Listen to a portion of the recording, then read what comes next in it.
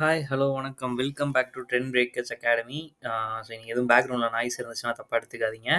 So market வந்து இன்னைக்கு எதிர்பார்த்த மாதிரியே ஒரு நெகட்டிவ் ஓப்பனிங் தான் கிடச்சது. ஸோ ஓப்பன் ஆனதுக்கப்புறம் ஒரு நல்ல செல்லிங் மார்னிங் செஷனில். என்ன ரீசன் அப்படின்னு பார்த்தீங்கன்னா, ட்ரம்ப்பு ஆக்சுவலி நம்ம வந்து ஒரு வெள்ளிக்கிழமையே வந்து சும்மா இருக்க மாட்டார், ஏதாவது பேசுவார்னு எதிர்பார்த்தேன்.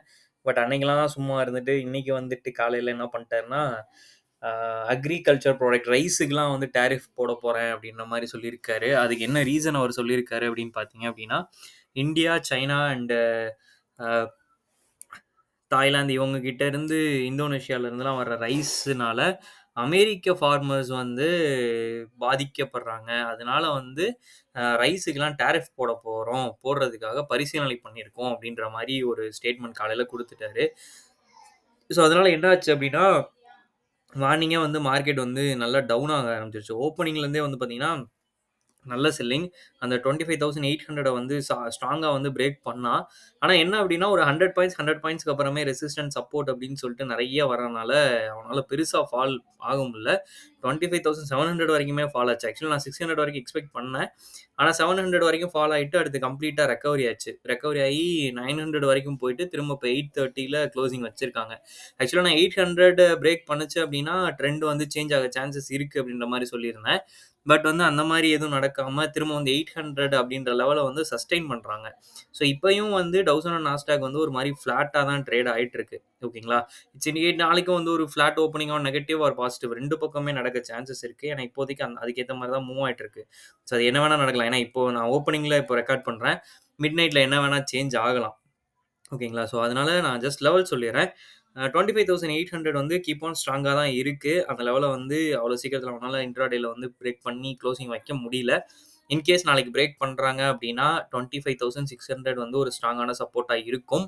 அ இன்கேஸ் மேல ஏறுது அப்படின்னா, ரெசிஸ்டன்ட்டா 25,900 இருக்கு. அதுக்கு மேல 26,000 இருக்கு. அதுக்கு மேல 26,100 இருக்கு. அதுக்கு மேல 26,250.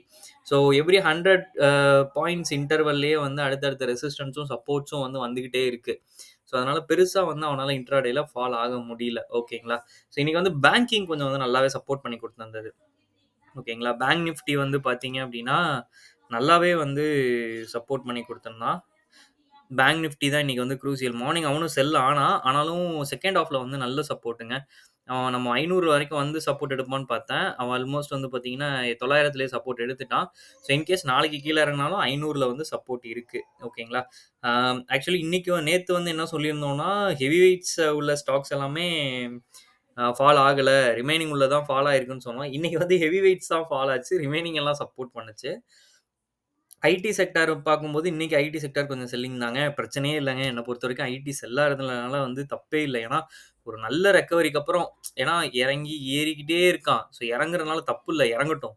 இறங்கி திரும்ப ஏறுனானா மட்டும் தான் அவன் வந்து அடுத்த ராலி வந்து அப் ட்ரெண்டுக்கு போகும். ஸோ ஒரே மாரி ஸ்ட்ரெய்ட்டா போயிட்டு இருந்தான்னா, ஒரு மாரி இம்பல்ஸ் மூவ்ன்னு சொல்லிட்டு முடிச்சு விட்டுருவாய்ங்க. அதனால அவன் போட்டும். போறதுனால தப்பே இல்ல. ஓகேங்களா? ஸோ இன்னைக்கு இறங்குனாலுமே நெறைய ஸ்டாக்ஸ் வந்து பார்த்தீங்க அப்டின்னா, ஆ பெருசா ஃபால் ஆகல. ட்ரெண்ட பிரேக் பண்ணியிருந்த ஸ்டாக்ஸ் எல்லாமே கரெக்ட்டா திரும்ப வந்து ட்ரெண்ட்லயே வந்து சப்போர்ட் எடுத்துட்டு தான் திரும்ப ரிவர்ஸ் ஆயிருக்கு.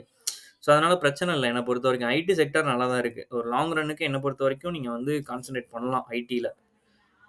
ஸோ, அதுக்கப்புறம் ரிலையன்ஸ் பார்த்தரலாம். ரிலையன்ஸ் அண்ட் ஹெச்டிஎஃப்சிஸ் மட்டும். ரிலையன்ஸ் வந்து திரும்ப அந்த சப்போர்ட் லெவல்ல சஸ்டெயின் ஆகுதுங்க. 1532க்கு மேல வந்து சஸ்டெயின் ஆகணும். இப்ப 1529ல இருக்கு. நாளைக்கு ஒரு 3 பாயிண்ட் கேப் அப் ஆயிடுச்சுன்னா, திரும்ப மொமெண்டம் பாசிட்டிவ் போறதுக்கும் சான்சஸ் இருக்கு. இப்போதைக்கு அதில எதுவும் பேட்டர்ன் எதுவும் தெரியல. நான் பேங்க் நிஃப்டில பேட்டர்ன் பிரேக் அவுட் ஆக போகுதுன்ற மாரி இருந்தேன். பட் இன்னைக்கு வந்து பிரேக் அவுட் நடக்கல. ஒரு மாரி மேல ஏறி இருக்கான். பிரேக் அவுட் கிடைச்சுச்சுன்னா நான் சொல்றேன். அந்த பிரேக் அவுட் வந்து கீழ இறங்குறதுக்கான பிரேக் அவுட் தான். மேல ஏறுறதுக்கான பிரேக் அவுட் இல்ல. ஓகேங்களா? இன்கேஸ் அந்த பேட்டர்ன் வந்து பிரேக் அவுட் ஆச்சுன்னா, கண்டிப்பா வந்து கீழ இறங்குறதுக்கு நெறைய பாசிபிலிட்டீஸ் இருக்கு.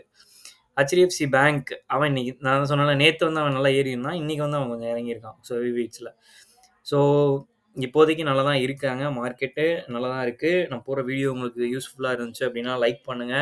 உங்க ஃப்ரெண்ட்ஸ் சர்க்கிளுக்கும் ஷேர் பண்ணுங்க. சப்ஸ்கிரைப் பண்ணாதவங்க சப்ஸ்கிரைப் பண்ணிக்கோங்க. தேங்க் யூ ஃபார் வாட்சிங்.